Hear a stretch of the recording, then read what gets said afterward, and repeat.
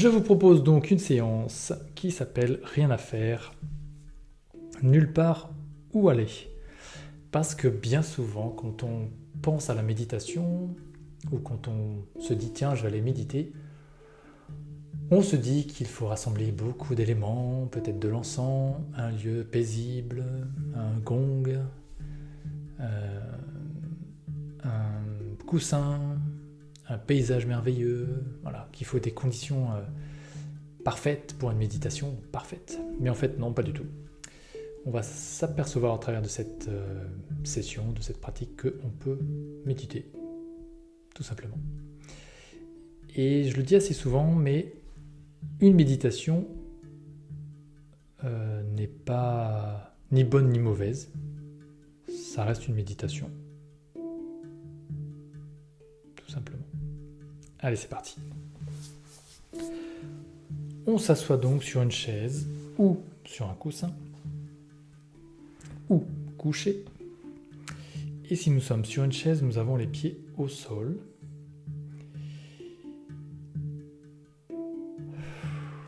On respire.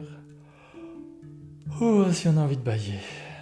Eh bien, c'est très bien, ça veut dire qu'il y a une vague énergétique qui demande qu'à sortir et on la laisse nous traverser. Le plus important dans la posture, je le rappelle, ce n'est pas les pieds, ce ne sont pas les mains, ce ne sont pas les jambes, c'est vraiment les deux points importants, c'est le dos. C'est-à-dire qu'il soit droit autant que possible, pas trop en avant, pas trop en arrière, pas sur la gauche ni sur la droite, il faut trouver l'équilibre. Et la tête droite. Le reste, si c'est pas top, c'est ok.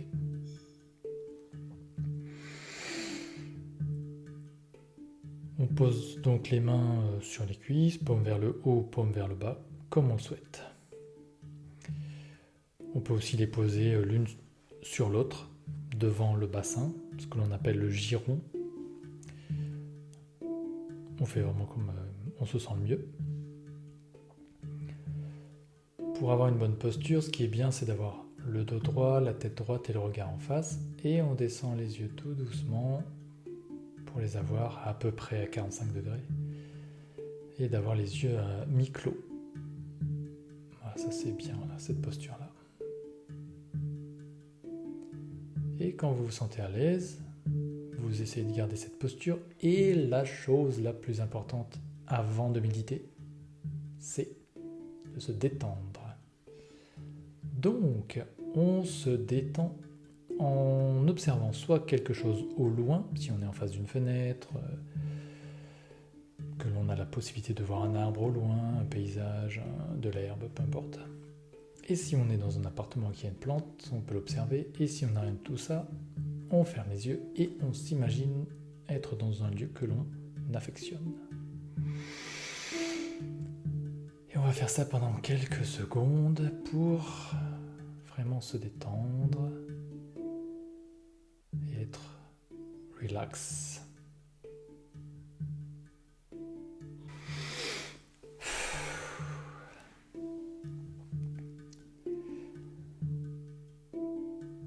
Pour la minute ou les 2 minutes de relaxation, on peut, si on souhaite, relâcher le corps, c'est-à-dire toucher le dossier de la chaise ou toucher le mur qui se trouve derrière nous, tendre les jambes, juste se poser. On se relaxe, on se relâche.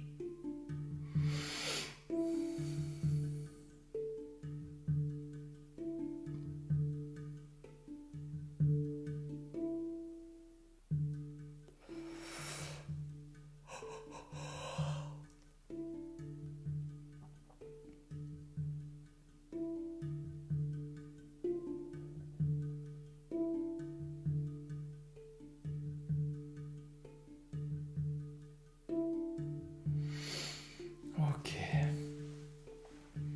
On prend donc la posture avec le dos droit, la tête droite, les yeux ouverts.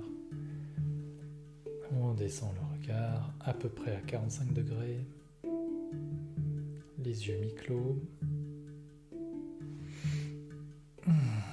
Si on veut détendre les épaules, on fait 2-3 tours avec et on relâche.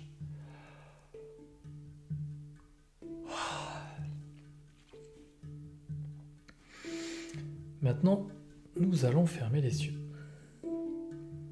Ce n'est pas obligatoire, mais c'est généralement plus facile de ressentir les yeux fermés. Quoi que nous choisissions, que ce soit la position ou les yeux fermés, nous pouvons nous laisser la liberté de changer en cours de pratique. Si on avait les yeux fermés qu'on les ouvre, ou inversement, ce qui est important, c'est de le faire avec présence, avec conscience, pas simplement le faire de façon automatique.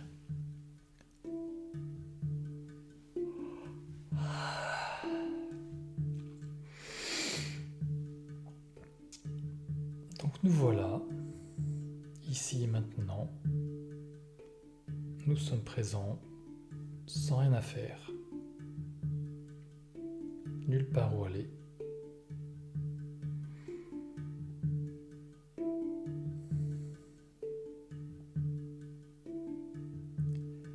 Aucune pression, aucun stress, aucune consigne.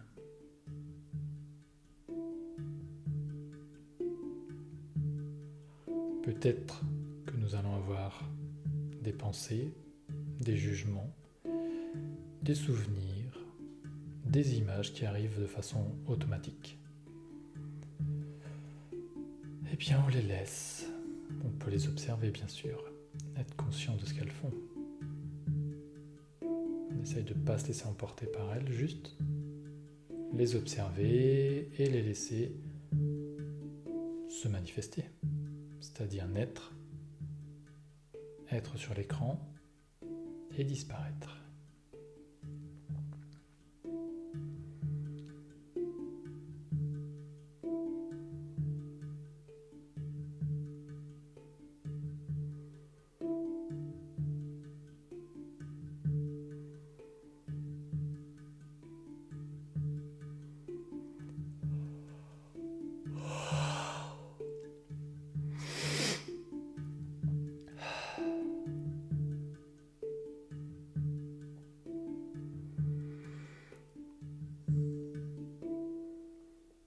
Peut-être que notre mental vagabonde vers des choses qui se sont passées ou qui nous préoccupent.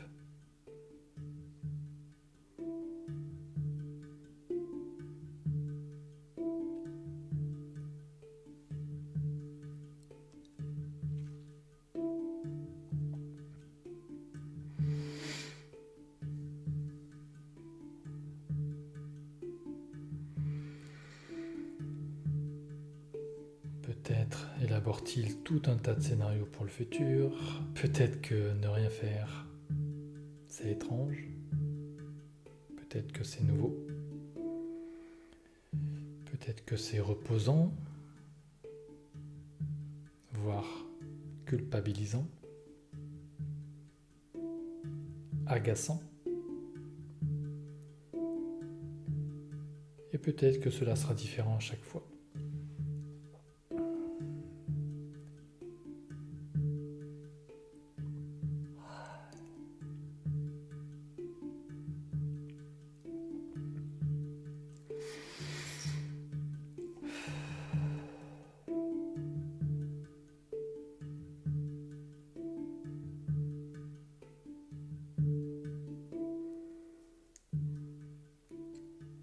Il est possible d'observer la présence des pensées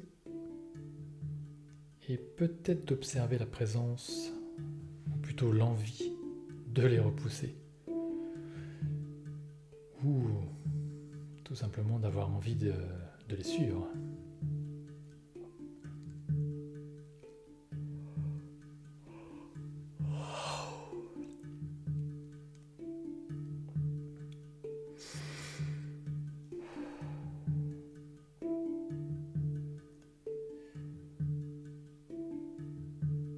On peut observer les pensées un peu comme un enfant qui regarde une bulle de savon. La bulle de savon se développe parce qu'on souffle dans une paille ou dans le petit élément qui permet de faire des bulles, avec du liquide vaisselle et de l'eau. La bulle se forme, portée par le vent, on la regarde. Et soit elle va très loin, très loin, très loin et elle disparaît, soit la bulle éclate.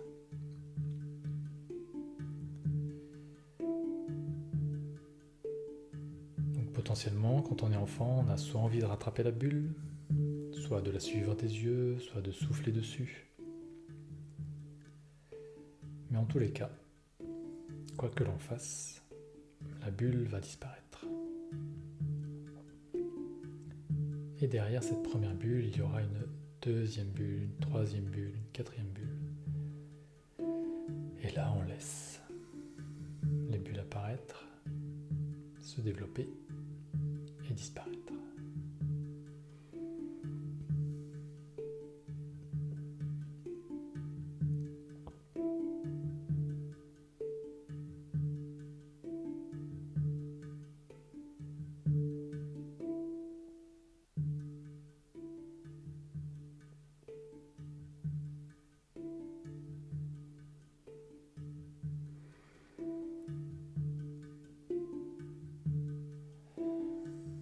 Peut-être que nous ressentons notre émotion du moment, notre état émotionnel du moment.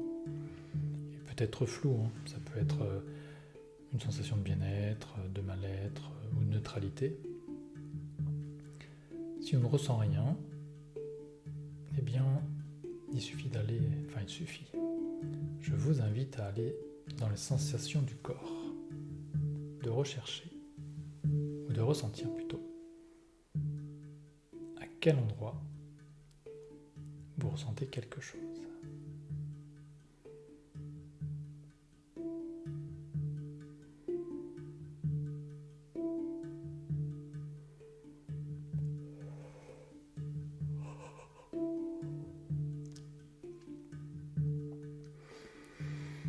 L'état émotionnel peut être précis, comme la joie, la tristesse, la colère, l'ennui, l'agacement, la fatigue, la détente.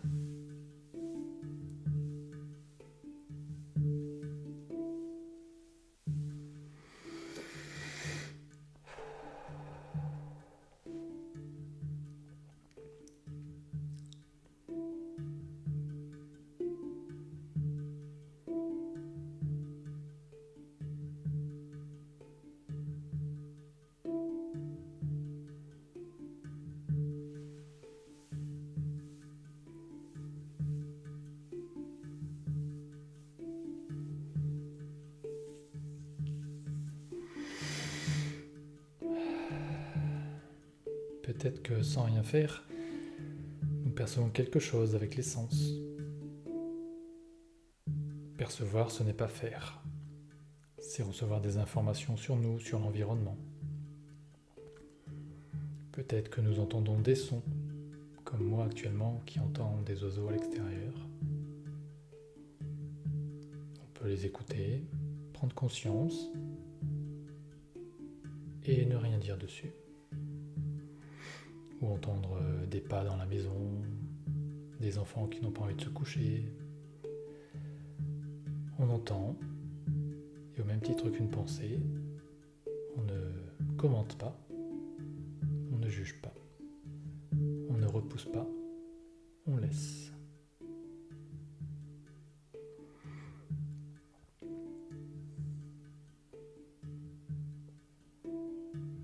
Peut-être que vous sentez tous les points de contact de votre corps, les pieds au sol, les cuisses, les fesses, les mains posées.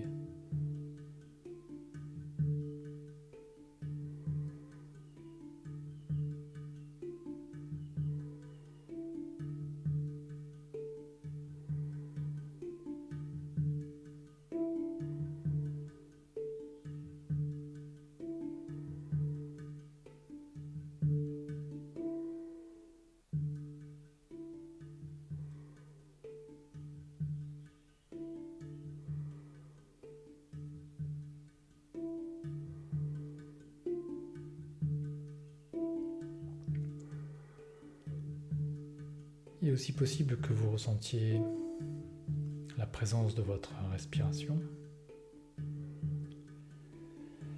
Peut-être que vous la ressentez plus dans le ventre, plus au niveau du nez, plus au niveau de la gorge, peu importe.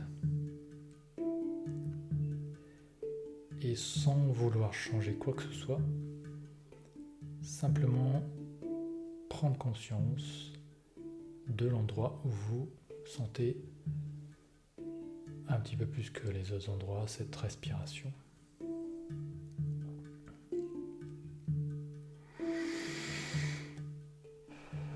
Peu importe que ce soit dans la poitrine, dans le nez, dans la gorge, cela peut changer de jour en jour et c'est ok.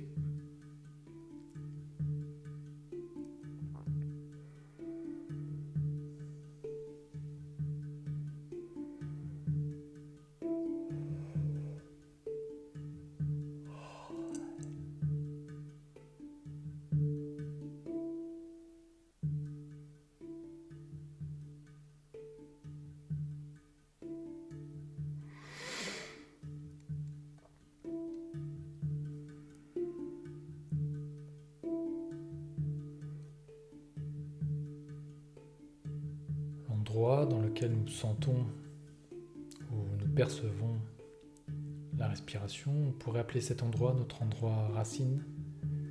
C'est l'endroit dans lequel on est bien actuellement,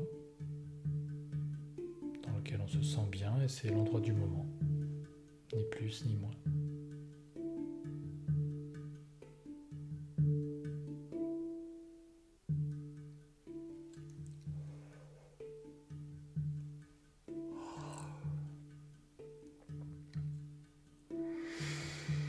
Peut-être que notre attention voyage entre l'attention sur le point focalisé de la respiration, avec les pensées, avec les points de contact. Peut-être qu'on voyage comme ça entre ce que l'on a étudié dans cette session. C'est ok.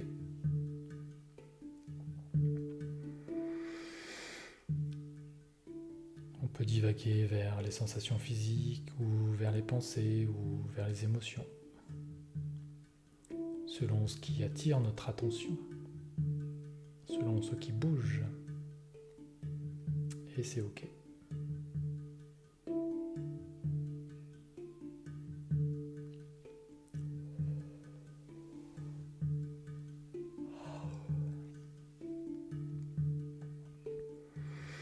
Nous sommes là en train de respirer, sans rien à faire et nulle part où aller.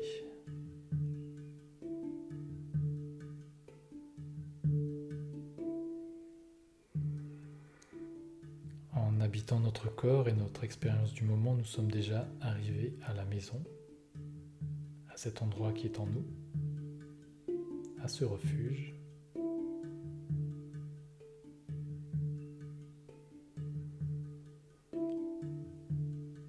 Et je vous invite à vous féliciter pour ce moment que vous vous donnez ou que vous vous offrez.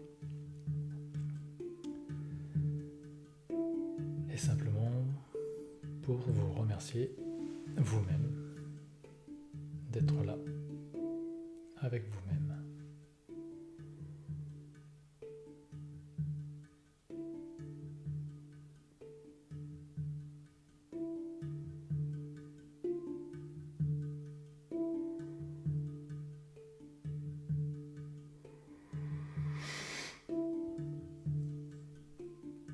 Dès que vous sentez que c'est bon pour vous, vous pouvez recommencer à bouger